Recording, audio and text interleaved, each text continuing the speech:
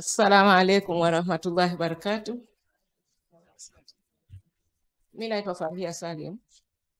Nashukuru sana Mheshimiwa Rais kwa kuja kututembelea, na namshukuru sana balozi kwa kuandaa hii, kwa sababu unaposikia rais kaja lakini humuone, tunakuwa kama wakiwa, yani tumekuwa kama mayatima, hatuwaoni viongozi wetu. Kwa hiyo nakushukuru sana kwa hili na ujumbe wote ambao umekuja nao. Na mambo mawili au matatu ya kusema. Mimi nataka nielemee upande mwingine. Namshukuru sana Mama Mariam Mwinyi kwa bidii na kazi kubwa anayofanya ya kuendeleza wanawake. Na nina mawazo mengi. Nilitamani sana, kwa sababu tusielemee tu upande mmoja, lakini tuangalie na upande mwingine wa wanawake. Na mawazo mengi ambayo nilitamani sana, hata kama ningepata dakika 10 tu ya kuzungumza na wewe ili niweze kubadilisha yale mawazo. Tumekaa hapa nchi hii kwa muda mrefu. Tumekuja hapa na ujuzi fulani. Kwa hiyo nchi hii imetutumilia sana kwa ule ujuzi wetu. Sasa ni wakati wa kuchukua ujuzi hapa kurudisha nyumbani. Kwa hiyo ningetamani sana hilo la kwanza. Nimeulizia nikaambiwa ratiba yako iko very tight, lakini ndio uko hapa. Ni rahisi mimi kukuona hapa kuliko kuja kukuona nyumbani, sitapata kukuona. Nitashukuru sana.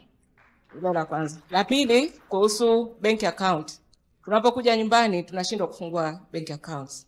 Na tunapokuwa hapa unafikiria kwamba ngoja hii pesa niweke nyumbani. Unaweka kwa mjomba, kwa shangazi, mnaishia kugombana. Kama tutakuwa na account zetu, kwa hiyo ile pauni 10, 15, 20 unaipeleka kidogo kidogo kule, benki kule inafaidika. Au unakwenda na pesa zako, badala ya kwenda kuvunjisha, kubadilisha sehemu nyingine, unaona bora hii nikaitie katika account yangu. Kwa hiyo hata kama itaitwa account ya diaspora au nini vyovyote itakavyoitwa, lakini kama tutakuwa na account zetu wenyewe, ni rahisi sisi kutia pesa kwenye benki za kule kuliko kumwachia mjomba, ndugu, nani, mkaishia uko kugawa, kugombana kwa sababu ya pesa. Hilo la pili. Lakini jingine ni kwamba sisi hatutambuliki. Ni kwamba hapa tupo ni Watanzania, Zanzibari, lakini ukifika nyumbani naambiwa wewe pasipoti, kuna lugha hii inayosema kwamba mmeukana Tanzania. Sisi wakati tumekaa hapa muda mrefu, huwezi ukasema kwamba haki za hapa usikatae. Na ushakaa miaka 10, 20 uzikatae, wewe utakuwa hujafikiri sana. Kwa hiyo unapoikubali pasipoti ya hapa ukaipewa, sio kwamba nyumbani umekukataa. Huja kukataa, inabidi hapa ufaidike, usomeshwe hapa, ufanye kazi hapa, upate pesa upeleke nyumbani, ulishe watoto, ufanyeje. Lakini unapokuja nyumbani unaambiwa una pasipoti yapi?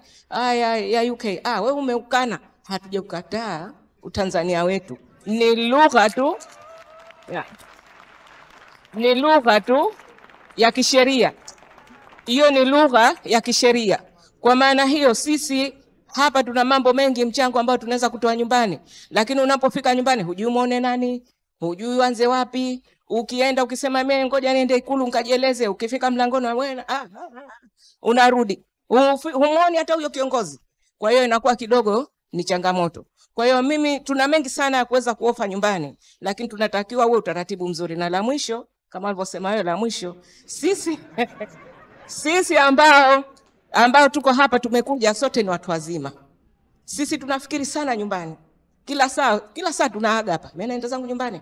Na tunakuja likizo mara nyingi kuliko watoto wetu.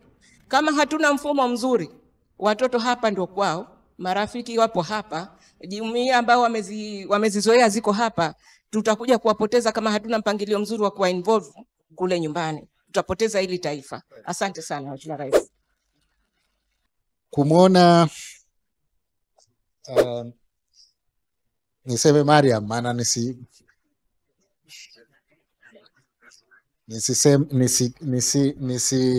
nani alisema haiwezi itifaki? Ndugu yangu hapa alisema sasa, na hata mimi siwezi itifaki. Maana yeye alivyonyanyuka asema Mheshimiwa Rais wa Zanzibar, si useme mume wangu tu.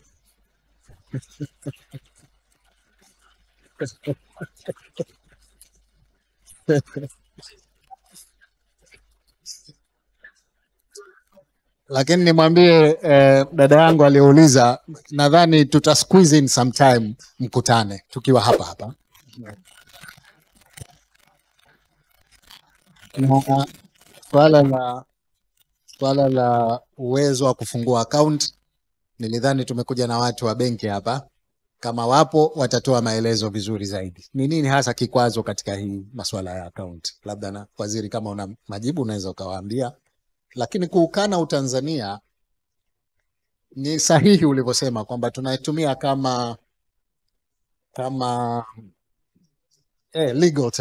legal term, lakini tunajua hii inatokana na nini?